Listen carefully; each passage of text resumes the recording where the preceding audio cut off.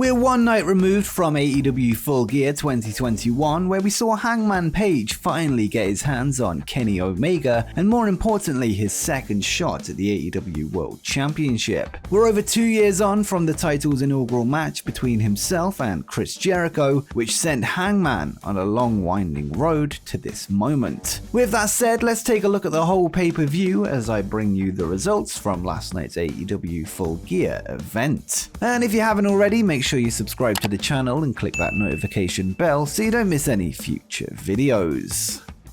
We'll be skipping the buy-in this time around, and we're going to jump straight into the main show, which began with the battle of two of the four pillars of AEW as MJF took on Darby Allin in an excellent wrestling match. The stage was set when MJF forced ring announcer Justin Roberts to introduce him as the man who can beat Darby Allin with a headlock takeover. The two would go back and forth in what would be a technical masterclass showing a whole new side of the Daredevil Darby Allin. The match was filled with grappling sequences and a plethora of unorthodox pinfall attempts in quick succession. Ultimately, MJF's pre-match claims came true as he managed to pin Darby following a headlock takeover, but not without the help of the Dynamite Diamond ring behind the referee's back, which would knock his opponent hazy before the move was applied. The AEW World Tag titles were on the line next as the Lucha Brothers would defend against the reigning AAA Tag Champs FTR. The match would see the first of many Eddie Guerrero tributes throughout the night, with November 13th being the anniversary of his death in 2005. Towards the end of the match, Dax Harwood would attempt to hit the Three Amigos on Penta, but he would be interrupted before the Luchador hit a version of his own, culminating in a frog splash from Rey Fénix for the near fall. The match would then end with Cash Wheeler disguising himself in a luchador mask whilst he was the illegal man, with the referee unaware that he wasn't Dax. This would backfire though, as he ended up getting pinned, but this does give FTR a reason to get a rematch somewhere down the line, as the legal man wasn't pinned, and I'm sure they're going to raise this at some point.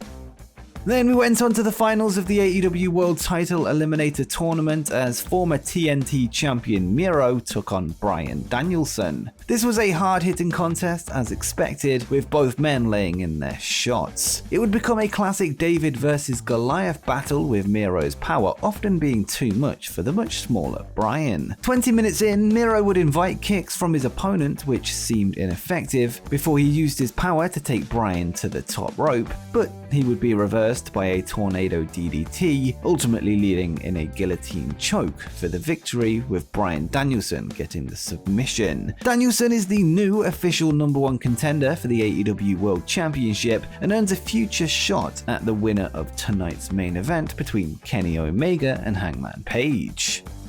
We'd then go on to the Trio's No Disqualification Falls Count Anywhere match, where the Super Clique, Adam Cole and the Young Bucks, took on Christian Cage, Luchasaurus, and Jungle Boy, or perhaps we can start calling him Jungle Man. The fight would spread throughout the arena, with the competitors brawling in the stands, on top of the ramp, and at ringside. The match would seem to introduce the next stage of the Jungle Boy character, who showed up in street clothes, with his recently grown facial hair presenting himself as a much more serious threat. This evolution continued as at the finish of the match, where Christian Cage was setting up Matt Jackson for a concerto, Jungle Boy insisted on doing it instead. He would then strike Matt's head with no mercy before pinning him for the victory. Next up was the tag team match, where Cody Rhodes teamed with Pac to battle Andrade El Idolo and Malachi Black. As expected, the babyface duo were at odds throughout the match, which began with Cody tagging himself in, which set the tone. Despite the discourse, Pac did eventually manage to put away Andrade with a black arrow. This then led to FTR running out to attack both Cody and Pac on behalf of El Idolo, who has hired them as his heavies over the past few weeks. As expected, the crowd were against Cody Rhodes throughout, although no official turn has been triggered as of yet. Whether AEW will continue to book Cody as a babyface is yet to be seen, which could ironically bring him even more heat than an actual turn would. It's going to be interesting to see how this plays out, as something has to give at some point.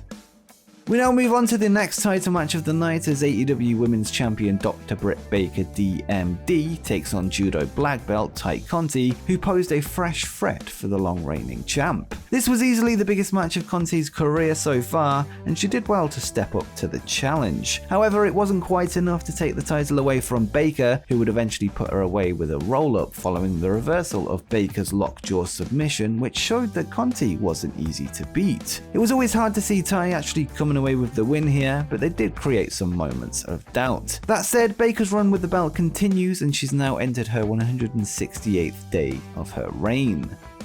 Next, we went to the much anticipated match between Eddie Kingston and the great CM Punk, who managed to build a deeply personal feud in a matter of weeks. This is arguably Kingston's biggest match of his career, perhaps on par with his AEW World title match against then champion Jon Moxley at last year's Full Gear. In one of the most talked about moments of the match, CM Punk would mimic his former foe John Cena as he replicated his shoulder charge comeback, although he would give the middle finger instead of the "you can't see me" taunt. This follows an Easter egg on Rampage 2 weeks ago, where essentially Punk is now playing the part of Cena during their 2011 feud, who looked down on Punk when he joined WWE with the idea of him being a hypocrite. The match would end with a bloody CM Punk putting Kingston away with a GTS, with the loser of the match refusing a handshake after the fact.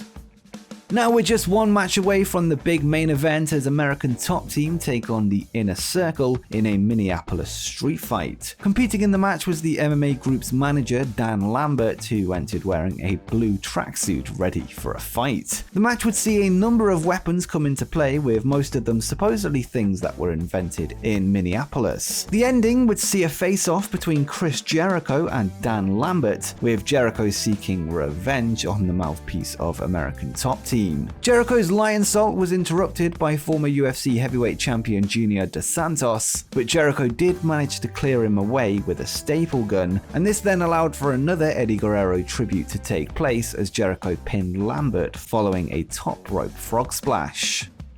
Then finally, before we get to the main event, a brand new signing was announced as AEW revealed the introduction of one of the hottest free agents in the business, Jay Lethal. The former Ring of Honor champion would be brought out by Tony Schiavone before he addressed the crowd. He would then challenge AEW TNT champion Sammy Guevara to a title match this Wednesday on Dynamite, which would result in Guevara confronting Lethal to accept. Jay Lethal was on our hottest free agents list from the other day and has been available since Ring of Honor announced a hiatus for next year, meaning their roster are available to sign elsewhere as soon as they like. He's no doubt a great signing for the promotion, bringing a ton of talent and experience to the locker room.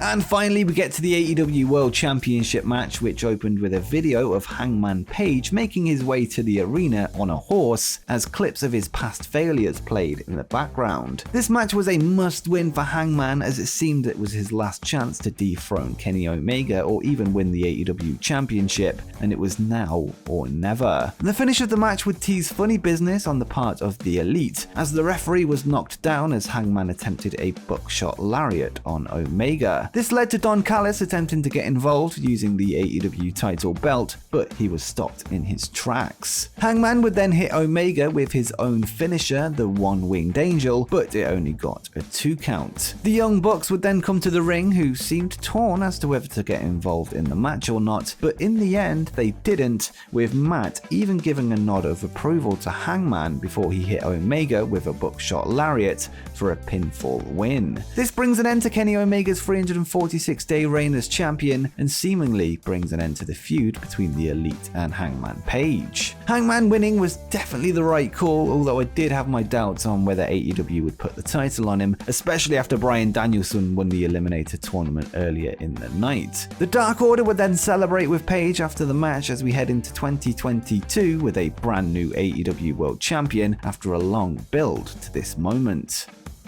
Whilst this wasn't the strongest pay-per-view of the year from top to bottom, with All Out taking first place, the ending was definitely a cool moment for longtime AEW fans who have been waiting for Hangman to topple Omega for a long time at this point. He now immediately faces a huge challenge as he takes on Bryan Danielson with the title on the line in the near future, which could lead to Bryan's first AEW loss. As well as that, it will be interesting to see where CM Punk goes from here, with him seemingly on a slow build to a heel turn, which I feel would light a fire under the promotion and would set up a huge threat for the new champion somewhere down the line. And before you go, make sure you check out my video of the 10 hottest free agents in wrestling today.